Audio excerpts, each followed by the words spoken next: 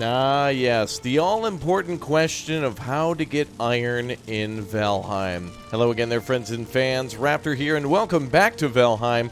Our village looking really good as we're on like part, if this were a video series, probably be part like 700,000. We've been doing an incredible amount of live streams, so if you've been seeing our day one survival guide or our guide on how to get bronze and get started in that direction, then things have definitely jumped forward. This game is always a work in progress, so much to do, so much to learn, and that's why you're here, I bet, to learn about how to gather iron. Ooh, there's some things off in the distance, but you'll have to make sure you're subscribed and turn that notification bell on to see every video on how to unlock everything in the game. It's good to see you all back, so thanks again for your continued support, and thanks for leaving a like as we continue to learn more about Valheim. Well, you're here today, and I'm here today to tell you about gathering iron, where to get it, how to smelt it, what to do with it, and I must say it's much less of a pain in the neck to process than bronze, but it is much more of a pain in the neck to gather.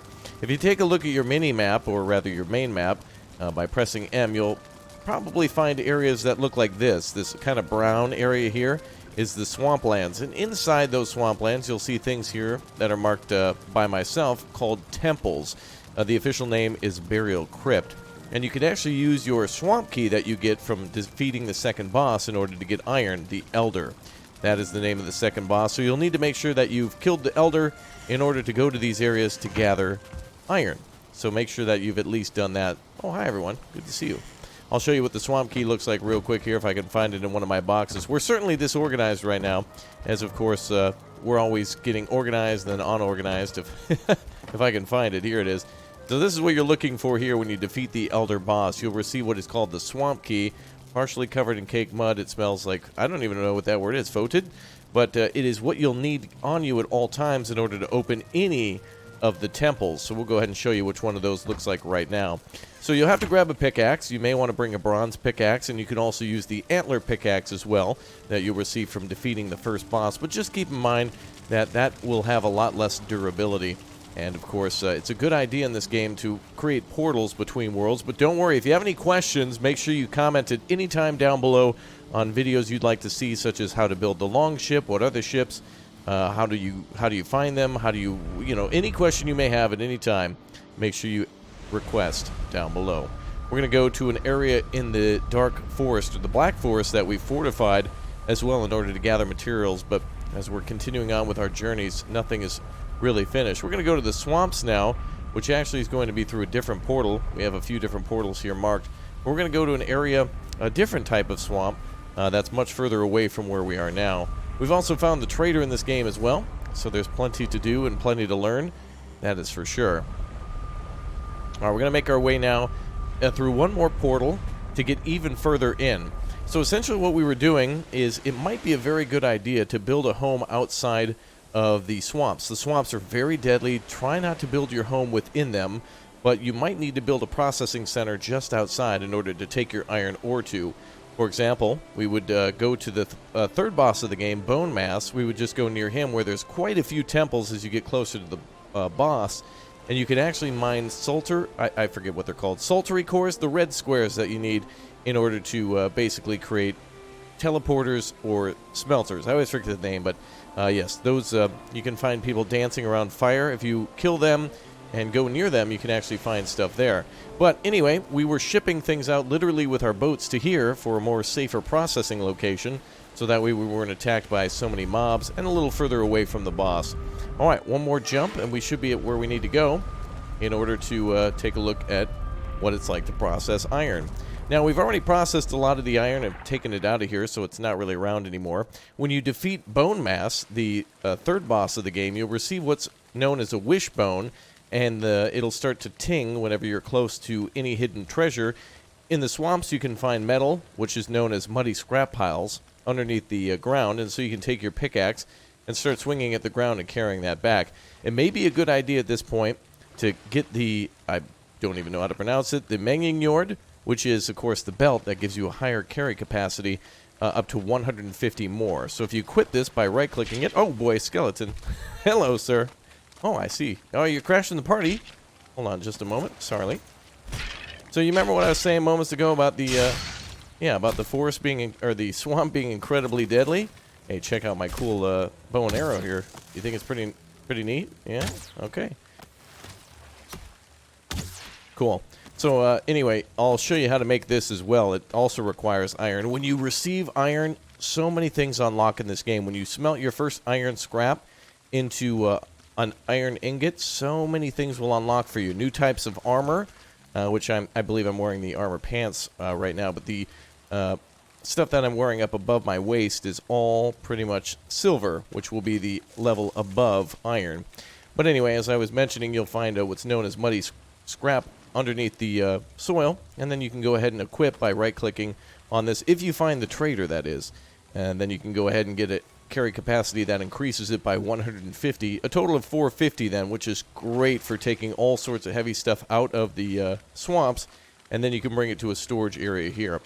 But anyway, go ahead and get ready for a fight as you go down into these crypts. So if you use your key, you'll find all sorts of these buildings around which have what is known as, I believe, guck torches. Guck is a thing that is growing on the trees. You might see some of the trees actually having a kind of a radioactive looking substance growing on the bottoms of them. And you'll need that in order to make these special torches and also some of the other weapons with iron and ancient bark, which of course you can get from cutting down trees in the swamps as well. So this should be filled with enemies, but each one of these doorways is typically blocked with muddy scrap. So make sure you bring your pickaxe and watch for draugrs, which are very deadly Viking bosses, basically, or, well, tougher enemies, as well as blobs and possibly skeletons and much more. So just make sure you're ready to deal with them. You'll have to cut your way through these, these hallways like this, and you'll have to gather all your scrap. A good tip is to find a chest or a box that hasn't yet been fully emptied, or rather has been emptied, and go ahead and put all your stuff there, or just leave it here. You can go ahead and take all your items and just leave them there and have a friend take them with you and place them outside, or maybe bring them back to your processing area. Yellow mushrooms are very good in here. It's basically almost an unlimited food source as you're mining. It'll keep your energy up, and so you won't burn through some of your better food. So you can use chests such as this in order to go through here.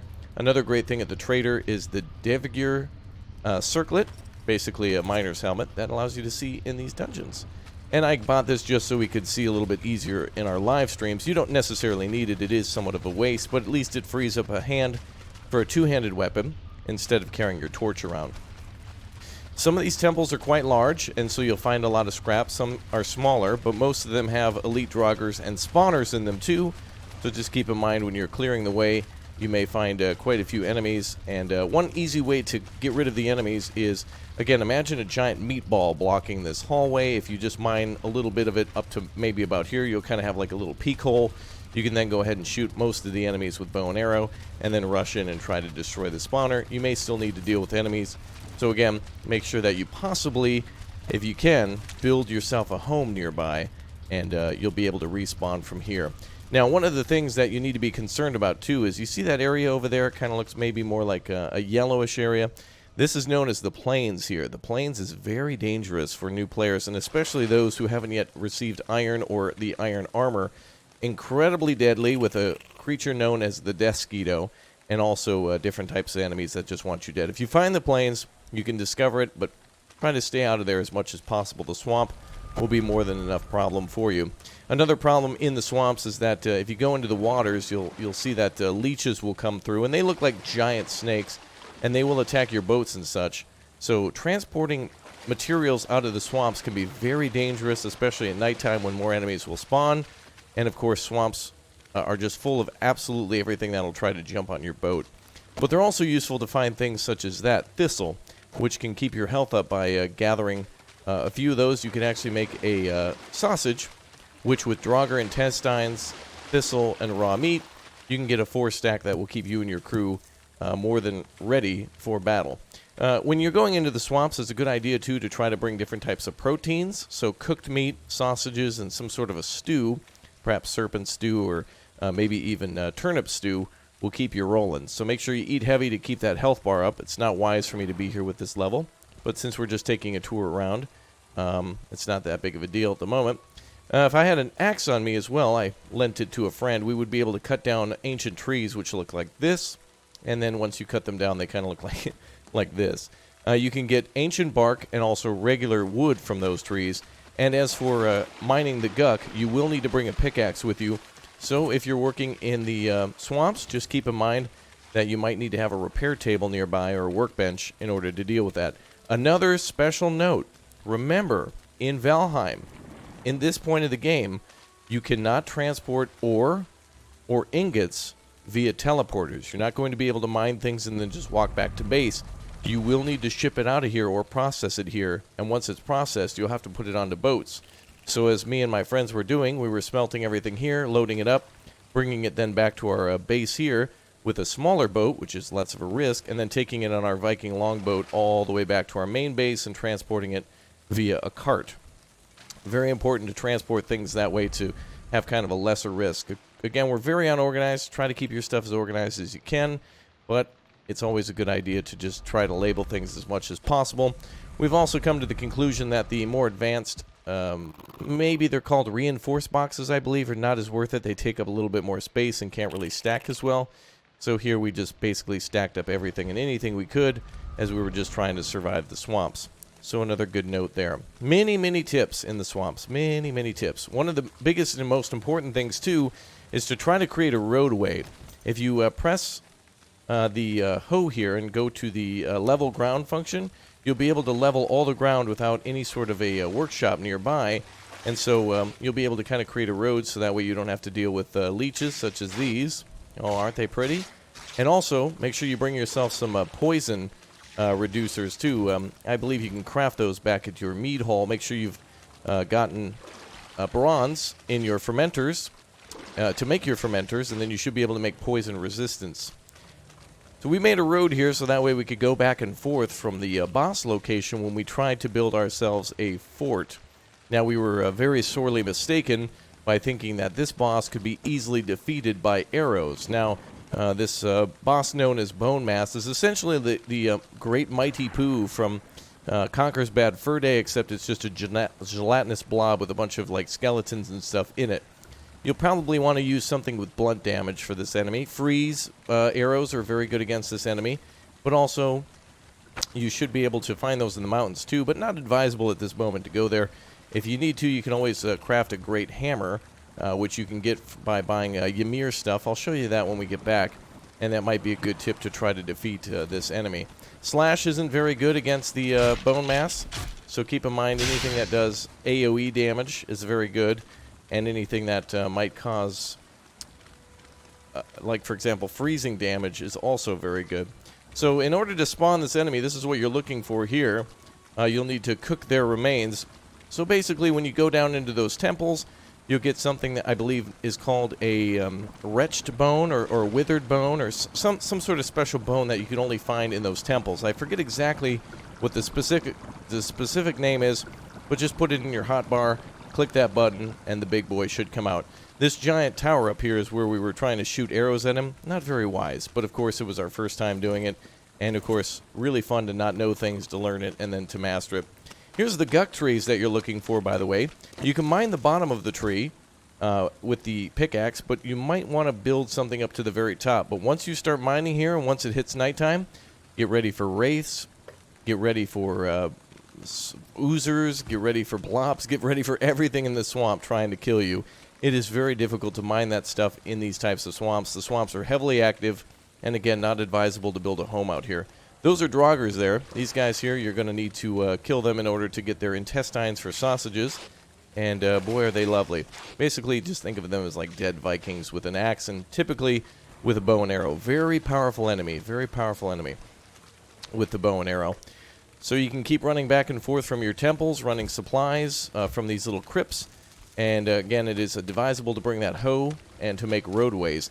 So you should have tons of iron mined up. You're going to need quite a bit of iron in order to make the armor that you want to, your helmet, your chest piece, and your pants, and then also maybe to upgrade them 1 or 2 times in order to survive the swamp and the bone mass monstrosity as well. But again, bring poison resistance potions to deal with him. Let's go take a look at one of the good weapons in order to deal with that boss. I'll jump back to the village and show you what that's all about. Keep in mind that, again, once you have built unlock the iron, it'll unlock everything, including a new boat, and also iron nails, which can create quite a few new things for you, too. And it's a really good thing to be able to upgrade your house that way. I wouldn't even start really expanding your base until you've completed mining iron, because it gives you so many new options, including stone cutting, which will then allow you to build castles such as this. So if you're wondering how you get stone in the game, this would be how you do that. You'll need to build something called a stone cutter, which first requires you to put down the workbench, then the forge, then the stone cutter. So all three buildings will need to be placed down in order to then start cutting stone. But you can remove a building at any time. So many good facts, so many good little tidbits here. I'm loving it. I'm glad to share it with you. And again, I want to thank you for watching so far as we're going through as much as we can. Machine gun rapid fire on all sorts of topics related to iron. It's a broad one, and it's hard to cover everything in a short time. But yeah, our village was recently attacked, by the way, by trolls, so pardon the mess. We would be much more organized by this time. But as you can see, we're now starting to do edging and adding all sorts of pathways. All of this is custom. A few buildings were here to start with, but we've really added a lot of wonderful life to our little village here in Valheim. And again, I would equate this game to Terraria, Minecraft, a little bit of World of Warcraft, and any other RPGs you've ever played. It's super satisfying. The Iron Sledge. This weapon is incredible. This is really what you want in order to defeat that enemy. You'll need to find the trader in order to unlock it, and you'll also need to kill an elite Draugr and get its head in order to craft this as well. So you'll need 4 Ymir skins purchased from the trader. You'll need to find 1 elite Draugr head or trophy in order to craft this, as well as, I believe, 10 iron and also some other wood. Now keep in mind that the recipes may change, so if I'm wrong about anything now, it'll probably be updated later. So just again, remember to check your forge benches before you craft anything like that. And unlocking iron will show you all the things that you can unlock, including better tower shields too.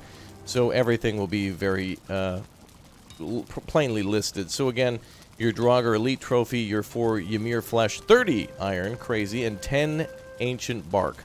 So basically 2 of these things can be found from the swamps. And this can be found, Draugrs mostly spawn in the swamps, and also in the crypts, but you can also find Draugr spawns in villages at random.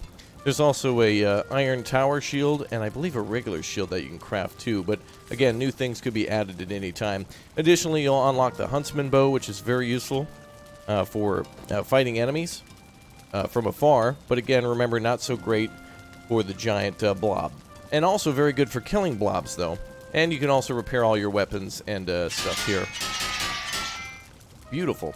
So remember, you can always use the forge to repair anything made of iron, and the workbench, anything made of, well, pretty much from the workbench, like the wolf cape. But that's something that you'll get later.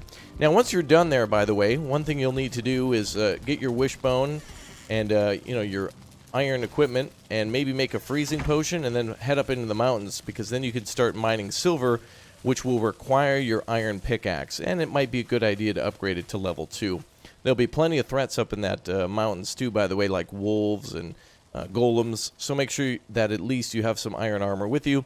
And the first thing that you'll need to do in order to go into the mountains is to craft this, the wolf fur cape, and you'll be able to make that from silver, so that's why you'll need some of the potions to get as well. So keep in mind, it's a really good idea to keep some of your other armor too. Just because you've upgraded to the wolf armor, or a better armor, doesn't mean that the bronze is bad. You can always give it to a friend. Or if you happen to die and need to recover your armor and need some armor to do so, you can always use your old armor too. So make sure you keep your old goodies.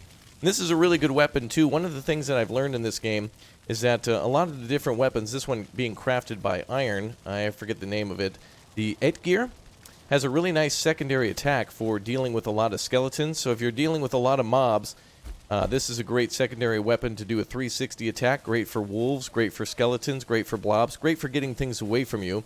And then also the hammer, a very good weapon too. In fact, let's grab that and try that out a little bit. Another good thing to know in this game is that the more you use a weapon, even if you're not hitting anything, you'll actually receive skill for it.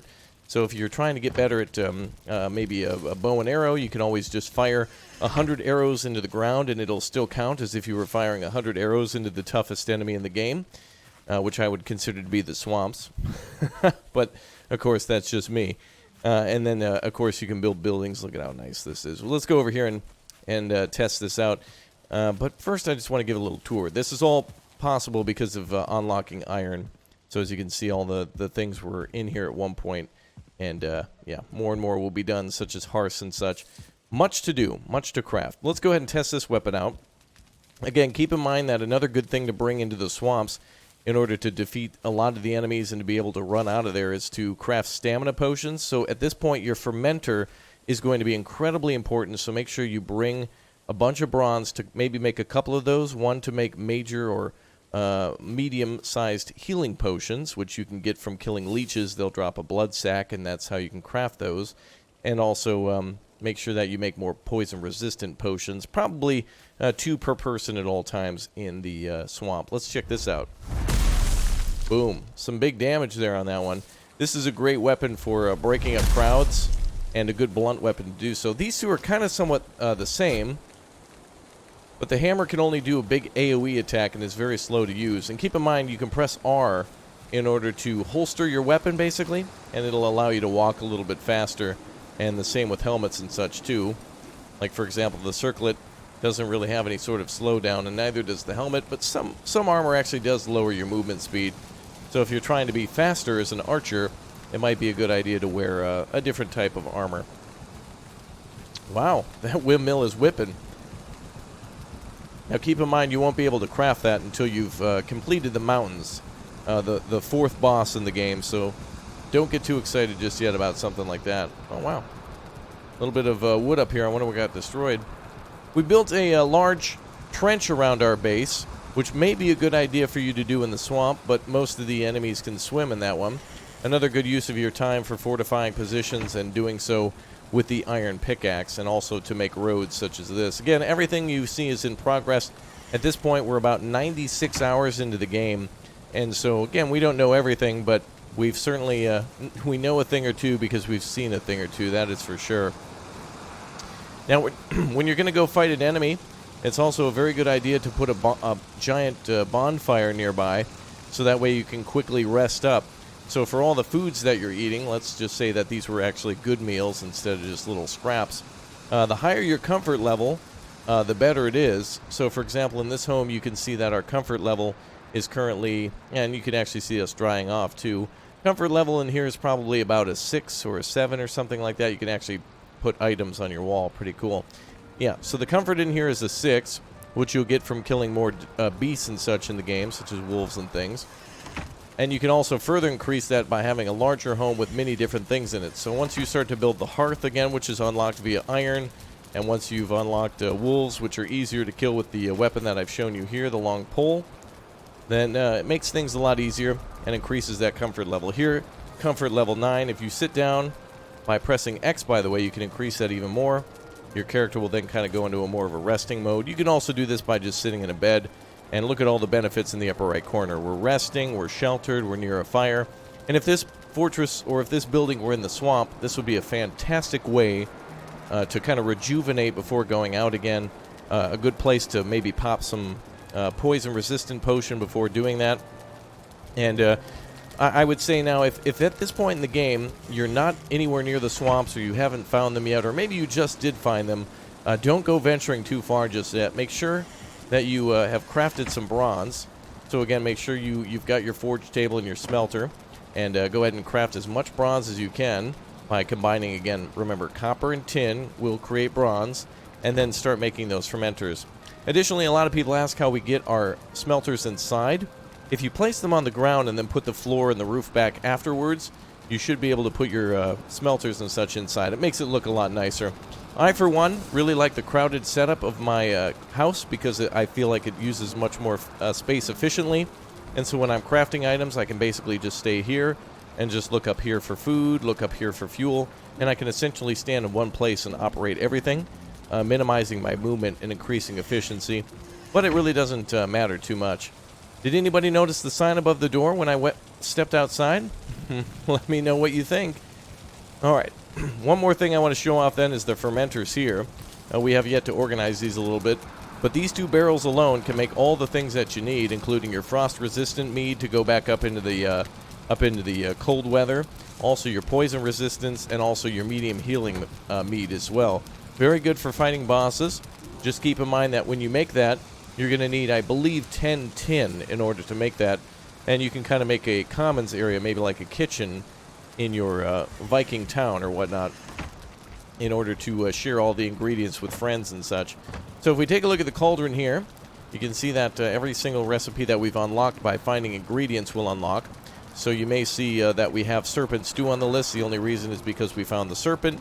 You may also see like barley wine. That's because we found barley at some point, or cloudberries, which is combined to give us fire resistance. But in this case, again, for the gathering of iron, poison resistance, very important. Necktails, again, those are the little lizards that hang out by the water. These need to be raw, so don't cook them. Make sure you save a few. Thistle 5, an incredible amount of thistle. Thistle can be found in the swamps and the dark forest. And honey, you can find honeybees, queen bees, by finding abandoned buildings and breaking the hives. It's pretty much easy to shoot them, but if you can't, if you're out of arrows or whatnot, you can just knock the wall down with a hammer and by quickly putting down a work bench. And also 10 coal, which by this point, you should already be smelting quite a bit of coal, or rather putting it in the kiln. I would recommend 2 kilns per 1 smelter, so that way you can produce more coal than what you need, and then you can always store the rest. And if you're just playing with a few players, it might be a good idea to have one person monitoring the smelter at all times, and another person gathering all the materials, so that way things can continue to go in. Coal goes in, ore goes in, and ingots will come out, and then you can store them. Here's what some of the other metals look like. If you happen to venture into the plains, you're not able to use black metal just yet. If you find black metal from killing a creature that looks like Yoda, or if you happen to find it in a box, you'll not be able to use that until you've gone into the mountains. So you can store it, but you're not going to be able to process it. And again, remember, this green symbol in the upper right corner is the portal with a cross through it. So any type of ore you're not able to bring through. However, if you happen to process it, like in the bronze nails, you can do it that way. So, if you're ready to make yourself a Viking ship, and you want to sail from one point to another, but you need to get down to the docks to do it, you can definitely go through the portals with all the materials needed. You'll then just have to teleport yourself there and then craft it on the site. You can also destroy boats and things like that and regather the nails to teleport it that way, but that can be a little bit risky. I want to go take a look now at the docks just to show you what you can craft out of these iron nails. The smaller boat, by the way, has 4 capacity, and I believe the larger boat, and please correct me if I'm wrong, either has 16 or 18. Please clarify down below.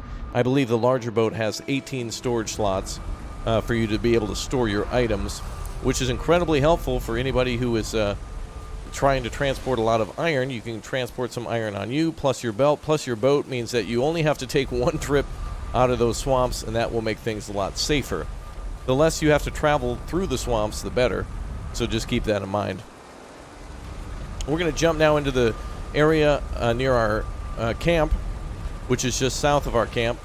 And this is our giant Viking ship here. It's really, oh boy, it's really windy, so it's bobbing around and moved a little bit.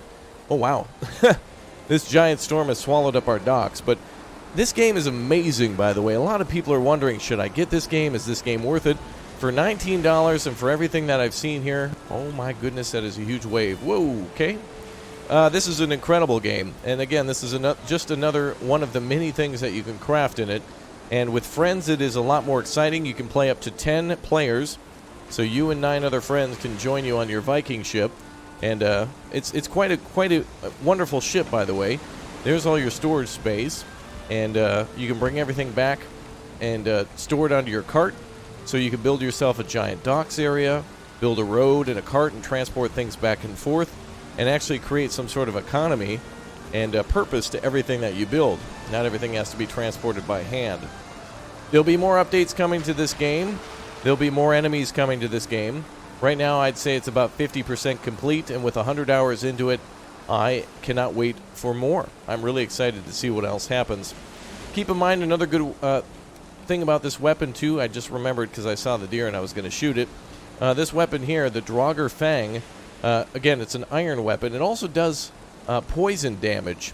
So if you were able to craft this with all the things that I showed you, and if you were also able to use fire arrows, you could do fire and poison damage to an enemy, and that just gives you a double bonus. Let's go ahead and see if we can shoot this deer from here. All right, nice. And deer pelts and meat are always important. You'll always need these things, especially to craft sausages and whatnot. Always an important thing. Let's see if we have a little bit of room here. Let's drop the one little stick that we had on us, and we'll head back to base. So you can always use armor in combination. I don't know if iron, if you have a full set of iron, I don't know if it gives you any sort of bonus. If you use the troll armor, a full set of troll armor, you get a sneak bonus for that. So if you have the cape, the hood, the chest piece, and the pants, you can get a big stealth bonus for that. But I'm not exactly sure if there's anything yet coming for the other ones or if it already exists. That's for sure that it is at least a good set of armor. Now, just a side note for those of you who may have not figured this out yet, but I think if you're mining iron at this point, you may have, in order to upgrade your, and you may have seen this already in our homes and such, and back at the tower, you may have actually seen this. If you're crafting your forge, you'll need forge-like things to upgrade it. So if you're wondering, well, I need to upgrade my forge in order to upgrade my iron greaves. Right now, our forge is a level 3 because we've crafted the forge cooler and also the anvil here. But you can also get different types of things such as the bellows. So if you grab yourself a hammer and go to furniture, no, building, crafting is what it is. All these different tabs here, miscellaneous, it'll tell you whether or not it's an improvement for a specific thing. So the grinding wheel, you have to craft on the stone cutter. So you won't be able to get the grinding wheel until after you've unlocked iron and crafted this. So each one of these things here are for the workbench. And some of these are also anything to do with wood or tanning is the workbench. So your chopping block, tanning rack, and all that is for that. The tool shelf is for the forge. So the more things that you build, like for example the tool rack and the forge tool rack, gives them different types of bonuses. So tool shelf, great for the workbench, and that allows you to increase your upgrades. So if you're looking to upgrade your bow and arrow to the maximum, then you should be able to upgrade it to level 3, you know, right now with what we have, or more based on each upgrade. So if you have a workbench level 1 and 4 items, then it should 4 upgrades next to it, you should be able to upgrade accordingly. So that should be a really good thing. Now, I think those are the only ones that have upgrades. You can't do it with, like, for example, the fermenters or the beehives or the windmill or anything like that. But it should all pretty much stack together. One last thing I want to talk about that you may have seen is that the next workbench to work towards, once you've completed the workbench, the forge, and also the, what was the last one? The stone cutter. Yes, then you'll need to unlock this, the Artisan Table. You'll need to defeat the next boss for this, though. It will take a little bit of time to defeat the 4th boss, which is the dragon.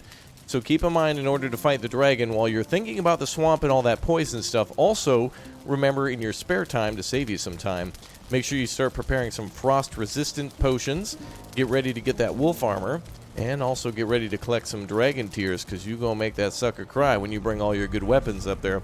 Recommended weapons for the dragon, by the way, is definitely some bows, so that Huntsman Bow that you can make from iron and the Draugr might be both good to bring at the same time, because the last thing you want to do is leave a battle, and it is very difficult to repair weapons in battle, because you'll need to have a crafting bench nearby, and sometimes they can get destroyed if the enemies happen to find them, and in the heat of battle, all sorts of crazy things will happen, so just try to bring extras just in case, and extra arrows too.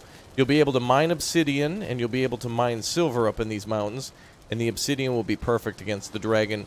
So that's exactly how to get iron. That's a lot of the things that can be covered with iron, and I'm sure I've missed some things about iron. So please do comment down below what you'd like to see next, comment what I've missed, and tell me more. I certainly don't know everything about this game, but I am loving Valheim, and I'm loving your support. Thanks again for clicking and tapping that like button on the way out. Make sure you subscribe, turn on the notification bell, come say hi in the live streams, and I'll be having some giveaways to Valheim as well. I have some extra keys to give away, so get active on that Discord, get access in the description. I'll see you guys next time. Thanks for all the support, and we'll see you soon. Goodbye, folks.